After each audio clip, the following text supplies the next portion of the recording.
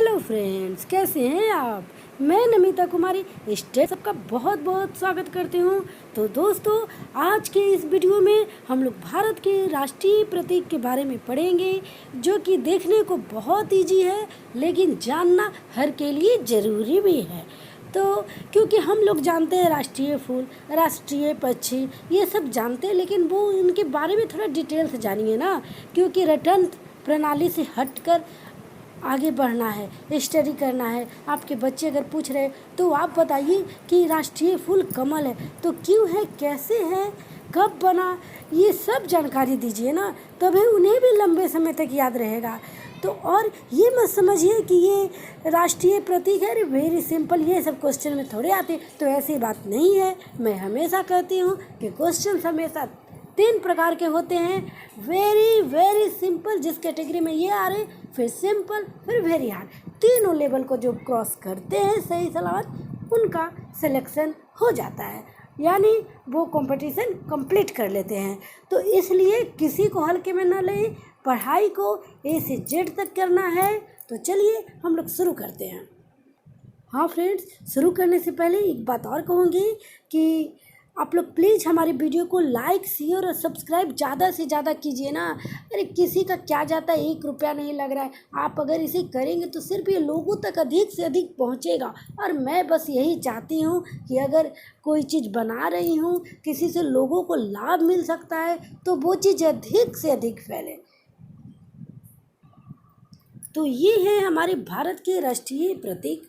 जैसा कि आप लोग सभी इन प्रतीकों से बिल्कुल अवगत होंगे, बिल्कुल जानते होंगे, ये कोई बड़ी बात नहीं है। लेकिन इसके बारे में थोड़ा सा मैं बता दूं कि यह हर राष्ट्र की पहचान उनके राष्ट्रीय प्रतीकों से होती है। जैसे प्रतीक क्या है, ये क्वेश्चन अगर पूछा जा सकता है तो आपको आंसर आने चाहिए।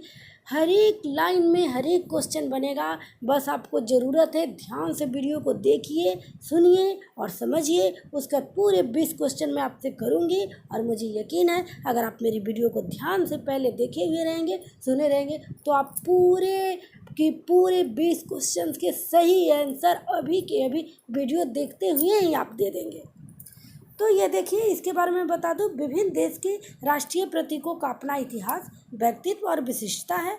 ऐसा कहना गलत नहीं होगा कि भारत के राष्ट्रीय प्रतीक उनका प्रतिबिंब है और दुनिया से भारत की अलग छवि बनाने में मदद करता है। ये दुनिया के सकारात्मक विशेषताओं को भी प्रदर्शित करता है।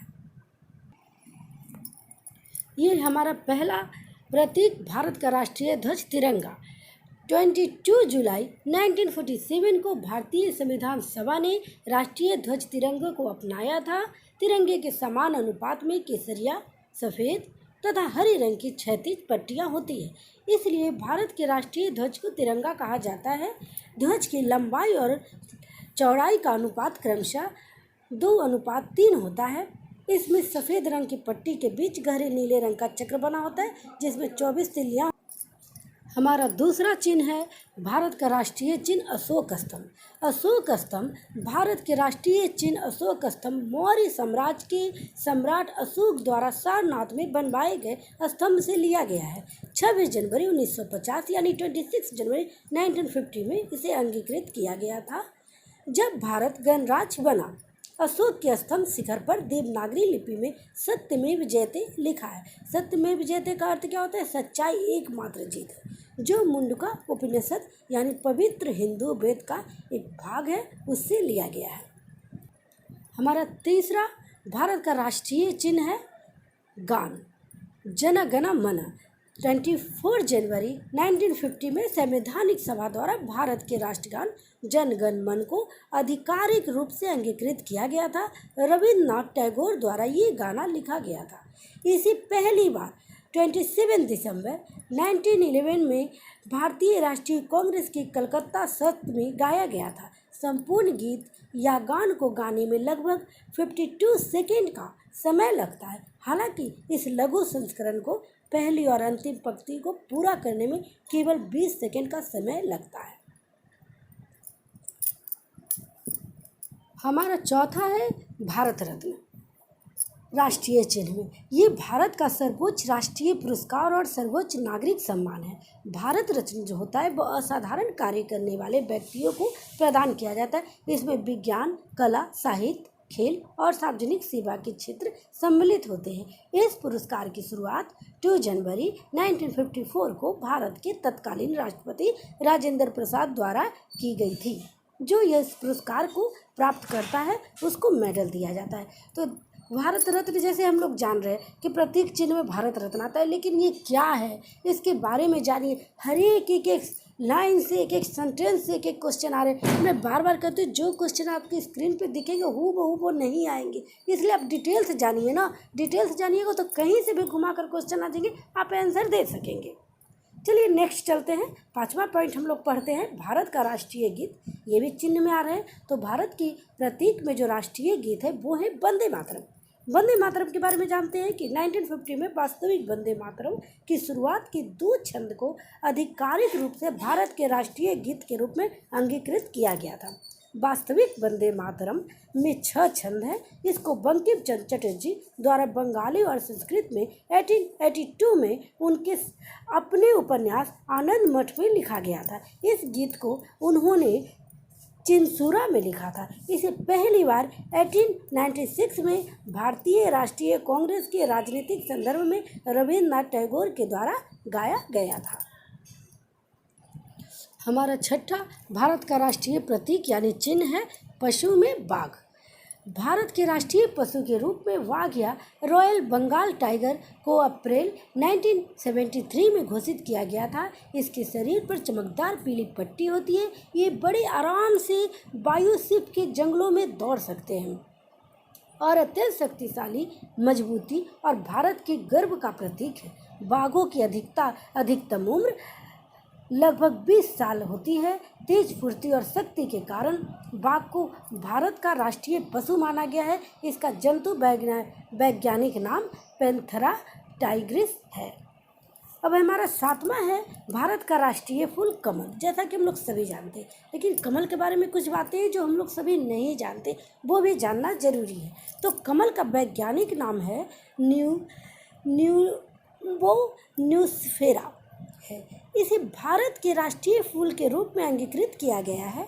यह फूल भारत के पारंपरिक मूल्यों, सांस्कृतिक गर्व को प्रदर्शित करता है। यह उर्वरता, ज्ञान, वृद्धि, समृद्धि, सम्मान, लंबी आयु, अच्छी किस्मत, दिल और दिमाग की सुंदरता को दिखाता है। इसका प्रयोग देश भर के धार्मिक अनुष्ठानों आदि में किया जाता है। जैसा कि हम लोग जानते हैं, हिंदू धर्म में यह देवी देवता को चढ़ाने के लिए बहुत ही पवित्र फूल माना जाता है। लक्ष्मी भगवान और विष्णु माता, लक्ष्मी माता और विष्णु भगवान के प्रिय फूल है ये 8 है भारत का राष्ट्रीय फल आम। आम के बारे में जानते हैं। आम का वैज्ञानिक नाम मैंजीफेरा इंडिका है। इसको सभी फलों का राजा का दर्जा प्राप्त है और भारत के राष्ट्रीय फल के रूप में इसे अंगीकृत किया गया है। तो फलों का राजा है जैसे आम, हम लोग सभी जानते हैं, लेकिन उसे के वैज्ञानिक नाम क्या है, वो राष्ट्र में उसको राष्ट्रीय फल के रूप में देखिए। ये सब चीज़ें अपने बच्चों को बताइए, खुद जानिए कि कभी भी किसी भी टाइप का क्वेश्चन आए तो आप हर तरह का जवाब दे सके। हमारा 9वां भारत का राष्ट्रीय चिन्ह है पक्षी में मोर है। भारतीय मोर को भारत के राष्ट्रीय पक्षी के तौर पर अंगीकृत किया गया है। ये पक्षी एकता के सजीव रंगों और भारतीय संस्कृति को प्रदर्शित करता है। ये सुंदरता, गर्व और पवित्रता को दिखाता है। भारतीय वन जीव की धारा 1972 के तहत संसदीय आदेश पर सुरक्षा प्रदान की गई है। हिंदू धर्म में इसे भगवान मरुआ यानी विष्णु का वाहन, कार्तिकेय का वाहन माना जाता है, जबकि ईसाइयों के लिए ये पूर्ण जागरण का प्रतीक है, जिसे मयूर भी कहते हैं। ये कार्तिकेय का सवारी माना जाता है और सरस्वती माता को भी बहुत प्रिय। ये सब हिंदू धर्म में ये कुछ इनकी मान्यता है धार्मिक रूप से। 10th हम लोग देखते हैं हॉकी। भारत का राष्ट्रीय खेल में हॉकी आएगा प्रतीक में। तो हॉकी को भारत का राष्ट्रीय खेल तब से माना जाता है जब से भारत ने ओलंपिक में हॉकी के खेल में लगातार 6 स्वर्ण पदक जीते। तो जैसे कि हम लोग जानते हैं, प्राय सभी लोग जानते हैं भारत का राष्ट्रीय खेल हॉकी, लेकिन क्यों है या लगातार कितने पदक इन्होंने जीता था शुरू में, तो ये सब बातें आप अभी यहाँ पर जान रहे हैं।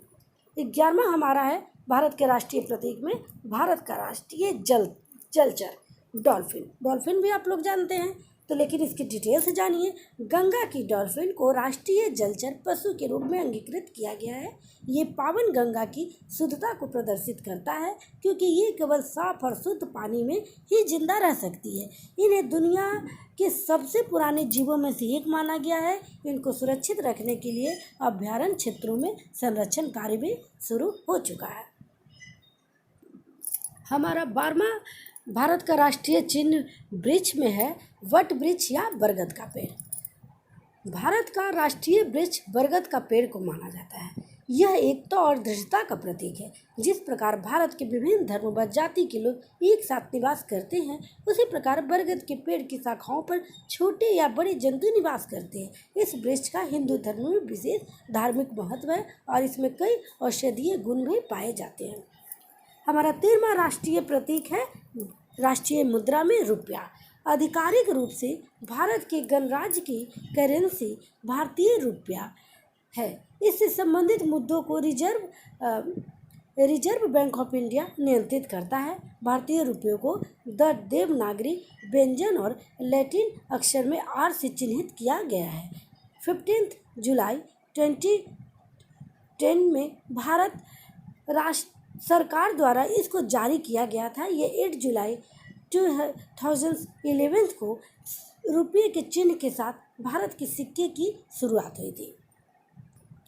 अब है हमारा भारत की राष्ट्रीय प्रतीक नदी में कौन है? गंगा है। गंगा नदी भारत की सबसे लंबी और पवित्र नदी है, जो कि 2510 किलोमीटर की पहाड़ी घाटी और मैदानी इलाकों तक फैली हुई है। प्राचीन समय से ही हिंदुओं के लिए गंगा नदी की बहुत बड़ा धार्मिक महत्व रहा है। इसके पवित्र जल को कई अवसरों पर इस्तेमाल किया जाता है। जैसा कि हम लोग सभी जानते हैं, गंगा की उत्पत्ति हिमालय में गंगोत्री ग्लेशियर के हिम क्षेत्र में भागीरथी नदी के रूप में हुई है। हमारा अगला है भारत के राष्ट्रपिता कौन है? ये भी भारत के राष्ट्रीय चिन्ह में ही आएंगे, महात्मा गांधी। महात्मा गांधी को भारत का राष्ट्रपिता माना गया है। ऐसे ही आगे चिन्ह में प्रतीक में सबसे पहले 6 जुलाई 1944 को सुभाष चंद्र बोस ने सिंगापुर रेडियो स्टेशन से संदेश प्रसारित करते हुए महात्मा गांधी को राष्ट्रपिता कहकर संबोधित किया। इस तरह के ये क्वेश्चन बहुत बार आ चुके हैं कि राष्ट्रपिता कहकर किसने उन्हें राष्ट्रपिता की उपाधि दी है। हमेशा क्वेश्चन आते रहे हैं, हर कंपटीशन में आते रहे हैं। और 30 जनवरी 1948 को गांधी जी की हत्या के बाद देश को संबोधित करते हुए प्रधानमंत्री जवाहरलाल नेहरू ने रेडियो पर भारत के लोगों से कहा था कि राष्ट्रपिता अब नहीं रहे। तभी से महात्मा गांधी को भारत का राष्ट्रपिता कहा जाने लगा। हमारा 16 राष्ट्रीय प्रतीक है। भारत का राष्ट्रीय दिवस कौन सा है? तो स्वतंत्रता दिवस, गांधी जयंती और गणतंत्र दिवस। हालांकि हम लोग सभी जानते हैं, लेकिन इसके बारे में थोड़ा सा जानकारी भी ले लीजिए कि भारत के राष्ट्रीय दिवस के रूप में स्वतंत्रता दिवस, गांधी जयंती और गणतंत्र दिवस को घोषित किया गया है। 15 अगस्त को हर साल स्वतंत्रता दिवस मनाया जाता है, क्योंकि इसी दिन 1947 में भारतीयों को ब्रिटिश शासन से पहली बार आज़ादी मिली थी। 26 जनवरी 1950 को भारत को अपना संविधान प्राप्त हुआ था। इसलिए इस दिन को गणतंत्र दिवस के रूप में मनाया जाता है। हर साल 2 अक्टूबर को गांधी जयंती के रूप में मनाई जाती है, क्योंकि इसी दिन गांधी जी का जन्म हुआ था। भारत की राष्ट्रीय लिपि या आधिकारिक लिपि देवनागरी है। इसके बारे में अनुच्छेद 343 के अनुसार देवनागरी लिपि में लिखी गई है। हिंदी को आधिकारिक भाषा कहा गया है। भारत का देखिए, ये भी एक राष्ट्रीय लिपि जो है, ये एक चिन्ह हो गए। तो राष्ट्रीय लिपि में देवनागरी आ जाएगी। हमारी देवनागरी है, हम लोग सभी जानते हैं। और ये किस अनुच्छेद से है, ये भी इसमें आपको मैंने बता दिया। हमारा 18वां पॉइंट है, प्रतीक है भारत की राजभाषा। क्या है? हिंदी है। हम आपको बता दें कि भारत की कोई भी राष्ट्रीय भाषा नहीं है, हिंदी एक राजभाषा है। तो भारत की राजभाषा हिंदी है, और हिंदी एक राजभाषा यानी जो भाषा राजकाज अर्थात सरकारी कार्य के लिए उपयोग की जाती है। भारत के संविधान के अनुसार अनुच्छेद 343 के तहत हिंदी भारत की राजभाषा है। राष्ट्रभाषा का भारतीय संविधान में कोई उल्लेख नहीं है, हालांकि 22 भाषाओं को आधिकारिक दर्जा दिया गया है। तो ये भाषाओं के बारे में थी। और हमारी राजभाषा जो हिंदी है, क्योंकि हमारा देश भारत है और यहाँ पर सारे आधिकारिक काम जो होते हैं वो हिंदी में होते हैं, सरकारी कार्य, इसलिए राजभाषा हिंदी को कहा गया है। हमारा अगला राष्ट्रीय चिन्ह में राष्ट्रीय कैलेंडर कौन है? तो राष्ट्रीय में आ गए राष्ट्रीय कैलेंडर साका कैलेंडर। साका कैलेंडर के बारे में जान लीजिए कि राष्ट्रीय कैलेंडर का दर्जा साका कैलेंडर को प्राप्त है। 1957 में इसे कैलेंडर कमेटी द्वारा बनाया गया था, जिसे भारतीय पंचांग की मदद से तैयार किया गया है। इसमें हिंदू धार्मिक कैलेंडर के अलावा खगोल डाटा समय भी लिखित है। हमारा अगला राष्ट्रीय प्रतीक है राष्ट्रीय शपथ। राष्ट्रीय शपथ को तेलुगु में प्रियदर्मिनी वेंकट सुब्बाराव द्वारा 1962 में लिखा गया था। इसे 26 जनवरी 1965 से सभी स्कूलों में निर्धारित रूप से गाए जाने का प्रावधान बनाया गया। ये थे भारत के राष्ट्रीय प्रतीक, उनका इतिहास और उनका अर्थ। अब मैं इससे संबंधित क्वेश्चन पूछूंगी।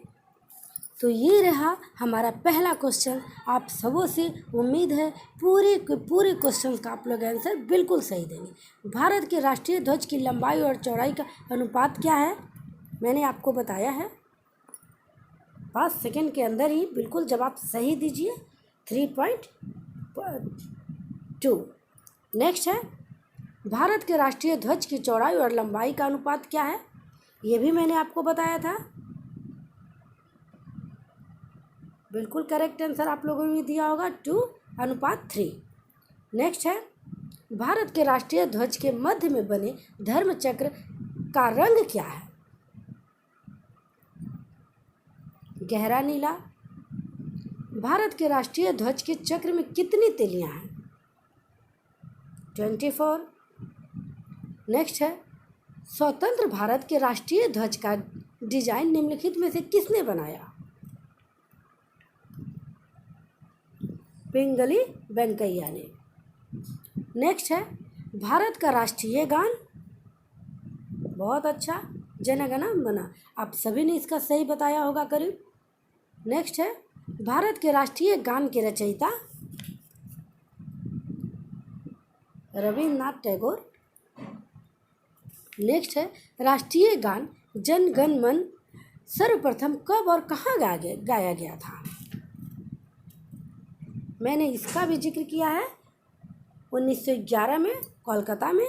नेक्स्ट है भारत के राष्ट्रीय गान जन गण मन को संपूर्ण रूप से गाने में कितना समय लगता है?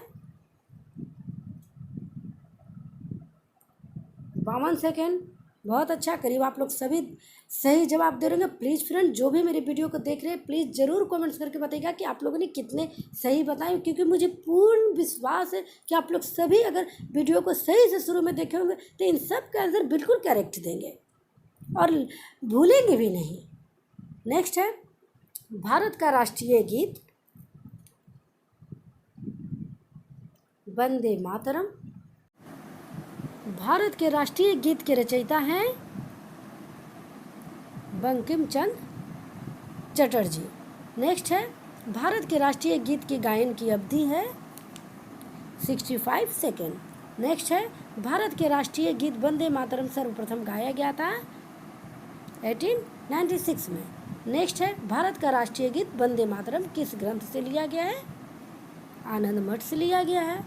नेक्स्ट है आकाशवाणी और दूरदर्शन के दैनिक कार्यक्रम की शुरुआत किससे होती है? देखिए, आकाशवाणी या दूरदर्शन उसके दैनिक जो कार्यक्रम उसकी कभी भी शुरुआत होती है, बताइए? राष्ट्रीय गीत से होती है।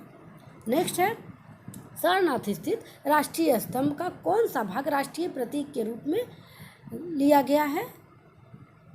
शीर्ष भाग। भारत के राष्ट्रीय प्रतीक में निम्नलिखित में से कौन सा पशु दृष्टिगत नहीं है? बिल्कुल आप लोगों ने सही जवाब दिया होगा, हिरण। नेक्स्ट है भारत के राष्ट्रीय प्रतीक चिन्ह में कितने शेर दिखाई देते हैं? इसके भी आप लोगों ने सभी सही जवाब दिए होंगे। 3 सेट दिखाई देते हैं, स्पष्ट दिखता है, नोट पर भी आप देखिएगा दिखाई देते हैं। नेक्स्ट है, भारत का राज्य चिन्ह अशोक महान द्वारा सारनाथ में स्थापित सिंह स्तंभ से लिया गया है। इस राज्य चिन्ह के मूल स्तंभ में कितने सिंह हैं? तो मूल स्तंभ में 4 सिंह हैं। नेक्स्ट है, भारत के राष्ट्रीय संपत के रूप में किस संपत को मान्यता दी गई है? किस संपत को मान्यता दी गई है? शक संपत को दी गई है। तो ये थे फ्रेंड पूरी 20 क्वेश्चन। उसको देखने के बाद अपने करीब सबों ने इसका सही जवाब दिया होगा। तो चलिए आज के वीडियो में बस इतना ही। नेक्स्ट वीडियो में जल्द ही लेकर आऊँगी। तब तक के लिए मुझे नमिता कुमारी को इजाज़त दीजिए। Okay bye friends.